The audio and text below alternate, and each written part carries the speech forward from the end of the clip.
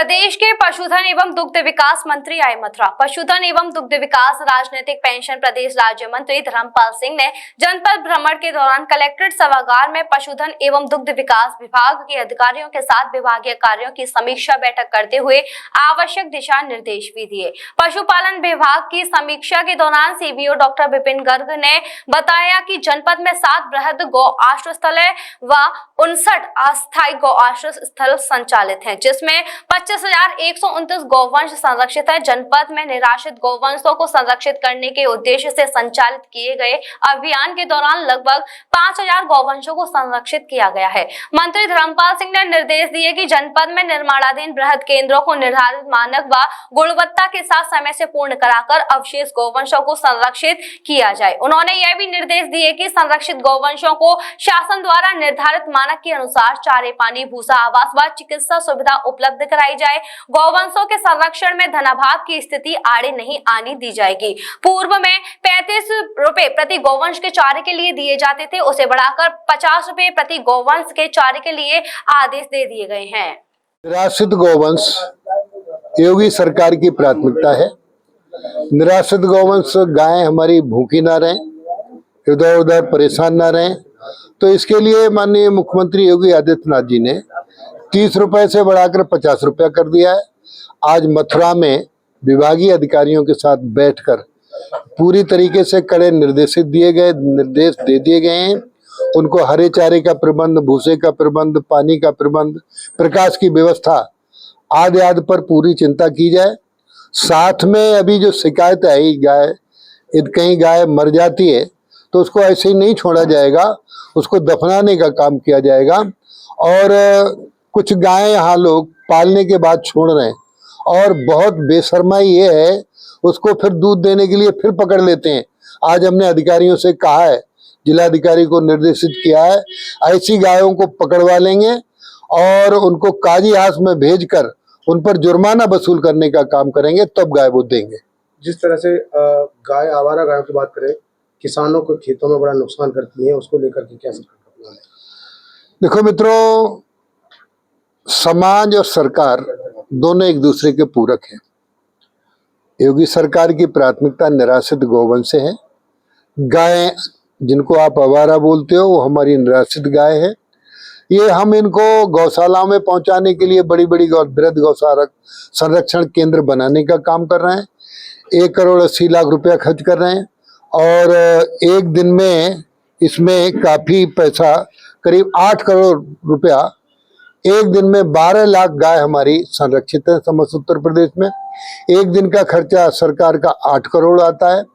तो मित्रों, इसमें मेरा एक निवेदन है आपके माध्यम से, समाज जब तक खड़ा नहीं होगा, लोग दूध देने के बाद गाय छोड़ना बंद नहीं करेंगे, तब तक हम बजट पूरा खर्च कर दें तब तक नहीं मानेंगे।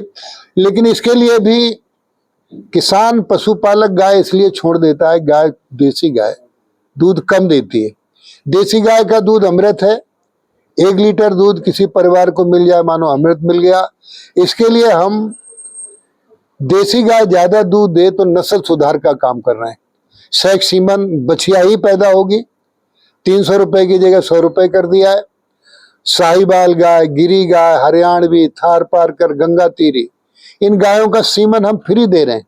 जो बछिया पैदा होगी वो जो 2 लीटर दूध मिलता था वो 8 और 10 लीटर दूध देगी। देसी गाय का संरक्षण करने के लिए हम एक गाय पर 40,000 रुपए का अनुदान दे रहे हैं, 2 गायों पर 80,000 रुपए का अनुदान।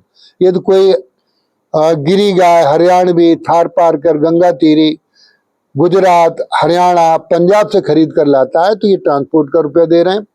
और बड़ी स्कीम है गायों की, 25 गायों की स्कीम 64 लाख की है, इसमें 32 लाख का अनुदान है। ब्रीड बनाकर 200 गायों की उन्नतशील किस्म की स्कीम है, 4 करोड़ की है, 2 करोड़ का अनुदान है। वैसे भी छोटे माननीय प्रधानमंत्री नरेंद्र मोदी जी ने कहा है, किसान की आय दोगुनी हो।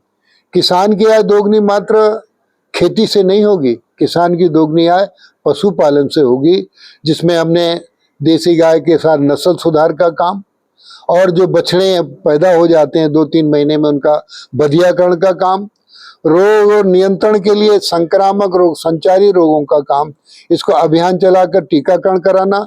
एक एलएसडी का रोग होता है, पिछले बार 41 जिलों को प्रभावित किया। एलएसडी हमारे पास पूरी वैक्सीन है, इसको लगवाने का काम कर दिया गया है। तो इस तरीके से कृषि और पशुपालन एक दूसरे के पूरक हैं।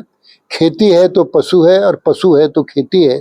खेती से ही हमारी जीएसटी बढ़ती है, जिसमें पशुपालन का विशेष योगदान। मंत्री, सरकार गायों के लिए इतना कुछ कर रही है, उसके बावजूद भी गौ हत्या पर पूरी तरह से विराम नहीं लग पा रहा है। आए दिन गौ तस्करी की घटना सामने आती है। मित्र, अंतर है सरकार का। समाजवादी पार्टी की सरकार में कसाई को देखकर गाय कांपती थी। अब योगी सरकार में गाय को देखकर कसाई कांपता है। इनका अंतर आपको दिखाई देना चाहिए। और कहीं आपने बात कही है, मैंने इसे गंभीरता से लिया है, हम कड़ी कार्रवाई कराएंगे। सर, उपचुनाव में क्या प्रगति, सर सरकार क्या जीतेगी? सरकार नहीं, भारतीय जनता पार्टी जीतेगी। और भारतीय जनता पार्टी पूरी 9वीं विधानसभा की सीटें जीतेगी। जनता लड़ रही है, सरकार नहीं लड़ रही है, जिस तरह से प्रत्याशी लड़ रहे हैं। जिस तरह से महाराष्ट्र सरकार ने वहाँ गाय माता को राज्य माता घोषित किया है, क्या यूपी में कुछ ऐसा हुआ? अच्छा प्रश्न है आपका। गोवर्धन पूजा पर सभी माननीय मंत्री, सभी माननीय विधायक गोवर्धन पूजा पर गौशालाओं में गए थे। और आप इन चैनलों के माध्यम से मैं निवेदन करना चाहता हूं जनता को कि वो गौशाला में जन्मदिन मनाने का काम करें। वो गौशाला में जब शादी ब्याह हो कुछ ना कुछ पहुंचाने का काम करें।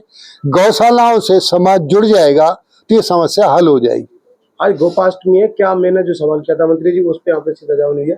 क्या यूपी योगी सरकार यूपी में गौ माता को राज्य माता घोषित करेगी? हमारी दृष्टि से हमारी सरकार को तो राज्य माता है ही, कोई दिक्कत नहीं है। राज्य माता है गाय। सच में जितनी माताएं हैं आज सब परेशान है। भारत माता, गंगा माता, गौ माता, गीता माता, जन्म देने वाली माता, इन सब माताओं का संकट भारतीय जनता पार्टी ही दूर करेगी, निश्चित रूप से विश्वास मानिए। GL Bajaj Institute of Technology and Management, Greater Noida, where academic excellence meets innovation. GL Bajaj has become the first private engineering college in Uttar Pradesh to get NAC A+ in first cycle. Our campus is equipped with state-of-the-art infrastructure, top-notch facilities, modern classrooms, cutting-edge labs, and comfortable living spaces, ensuring a facilitative environment. From timeless classics to the latest research journals, engross yourself in the treasure of knowledge in the world-class library. We bring the world to our students by frequently visiting personalities and celebrities. For aspiring entrepreneurs, our incubation center is the hub of innovation. We have successfully incubated around 50 startups. Dip into the world of app development in our exclusive iOS Apple lab for the ever-evolving tech landscape. Sports facilities are designed to encourage physical well-being, teamwork, and a healthy competitive spirit. GL Bajaj opens doors to global opportunities with international collaborations. Students express their talents and passions at cultural and technical fests. Undertake your educational journey at GL Bajaj, where every day is an opportunity to learn and grow.